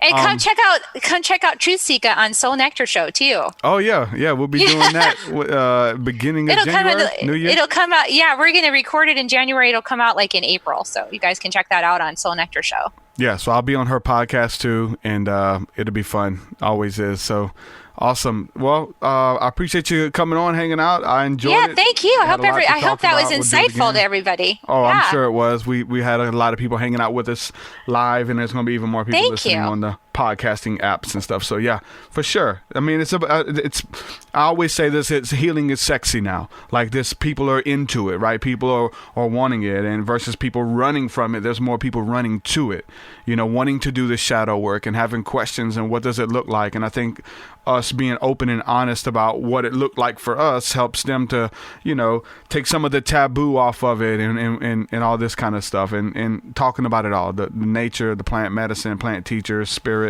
God, Christianity, like kind of just pulling the taboo off of all of this stuff and showing everybody that, look, we're not that different after all. We're speaking the same thing. We just use different terminologies and words. And so, yeah. Yeah. And stop being so suspicious of everything and just start listening to God, source, creator, go direct, go direct and have your own journey. Stop being so suspicious of everything. Sure. God is love. Okay. Yeah. Yep. Well, thank you, my friend. Look forward to talking with you on your show too. And you have a Merry Christmas. You too. You guys have happy holidays. All right. Bye-bye. Kerri Hummingbird, ladies and gentlemen, enjoyed it. Again, we've been doing a lot of shows on the plant teachers. And again, it's not just, psychedelics, right? They're not just speaking through psychedelics. They're speaking through everything. I'm burning copal resin, tobacco, sage, you know what I'm saying? Like all of these different things. And I think it's beautiful, just returning to the earth and, promoting that. And, there's a lot of people who are doing it. It's popular now for a reason. It's not just fringe or one in, a few people doing it. It's something that everybody's being called to do. And I think that everybody's looking for that reset button. Especially starting the new year, right? You want to go into the new year with this connection, and so many ways for us to connect. I do like what one of my last guests said. I can't think of her name right off, but she talked about like a difference in going to nature by yourself, like going out by yourself versus going with friends or going, on a hike or a jog with a bunch of people. That's cool too, but there's something different about going by yourself. and something special, something sacred, the way of the lonely ones. This is about just going out there to have your encounter and then coming back to tell the people, like Moses going up to the mountain by himself. You know, he didn't take 17 people with him. He went by himself. He came back down with the message. And so for us to go out into nature and to kind of have that encounter, have that experience with God, there's a reason why God says that as you go into the secret place, he will reward you openly. Those who seek him in secret, you know, there's a special blessing to it. People say, well, I pray throughout the day, all day. I'm always praying. Well, it's something different when you make the time to draw away. Like when you could be doing this, but you choose to do that, whether it's going in for prayer or going out into nature, whatever it is. And I think that you deserve it. I think that it helps. And, so yeah, we're going to do a lot more shows on this. We got, I'm booked up, man, all the way until, we're starting to, we're in February. We're booking in February. So the rest of December, January, February starting to get booked. We got a bunch of people lined up, and we're still going to be talking about this stuff. I'm trying to do 3 shows a week now. I'm trying to go live on Wednesday nights again. So there's not really a lot of people booked for Wednesday, but I think this Wednesday we will be live with Steve Grant. I don't know if anybody knows who he is, but he's a conscious artist, really gets into the political vein and showing there's many aspects to him. I definitely was introduced to him through the spiritual hip hop movement, but we're gonna have Steve Grant on and spiritual, political, all of those things. Get into some of the deep conspiracy stuff too. But so it's gonna be good. I like to switch it up a little bit, man. Don't want to just be all this or all that. I think that here a little, there a little, if you will. So, man, enjoyed it. Phone lines are open for those of you who wanted to call in. We had a call from Australia. I think that was Gavin calling in, if I'm assuming. But Padawan just gives you all of these other plant remedies in chat. He's giving holy basil, lemon balm, cinnamon, clove, hawthorn, chokeberry, many plant remedies. Use them. Yeah, we're fearfully and wonderfully made, man, and the Creator knows that created them, created us, and created this communication that when we come together, when the two become one, when we partake of them, and that union that's created there. And there's so many more. Chris Garner's posting here. He says marijuana is one, CBD. He's always talking about that. He says it right now in chat. So yeah, different strokes for different folks, but God has given us all seed-bearing plants for our use. So use them wisely. Be careful. So with that, I'm going to say peace and shalom. I'm going to go ahead and end this episode. Thank you guys for hanging out with me. Thank you all for supporting my work via Patreon. And you created this conversation. Literally, you are a co-creator. I do think that you share in the benefits of whatever this is helping people and whatever's happening here, which is a lot. I wish that you guys could see all of the inbox messages and emails that I get from us just having a conversation like this, just being open and honest about like the freedom and change and all of these things that are just like falling off of people, man. Like they're just like, you know what I'm saying? So much that's going on through the midst of a conversation. I'm intentional with it. I do believe in that. Talk about it in the book. Make sure you pick that up. Spirit Realm by TruthSeekah. Go to Amazon, get a copy. Make sure you leave a review there. The reviews really help to push it up the ranks and let people know that this is something they should check out as well. So if you purchased the copy and have not reviewed it, go there, leave me a review, comment review, and a 5-star review as well. So with that, I'm gonna say peace and shalom, man. Thank you guys for hanging out with me. Really enjoyed it. Peace. Have a book, product, or service you'd like to promote? Look no further. Ad slots and commercials are now available for you to get the word out about what you do on the TruthSeekah Podcast. Give you what you need. Engage the spiritual community and get yourself instantly in front of thousands of listeners who explore the spiritual, paranormal, supernatural, religious, and metaphysical realms. Have your commercial inserted into our entire archive of episodes. That includes the one with Jordan Maxwell, James Gilliland, Dr. Michael Heiser, and that weird one with Busy Bone from Bone Thugs and Harmony. Stop sleeping on yourself. Know your worth. Let's get the word out today about what you have to offer. Head on over to TruthSeekah.com and click on advertise for more info. Your will so much higher than mine, so much higher than mine, so much deeper than mine.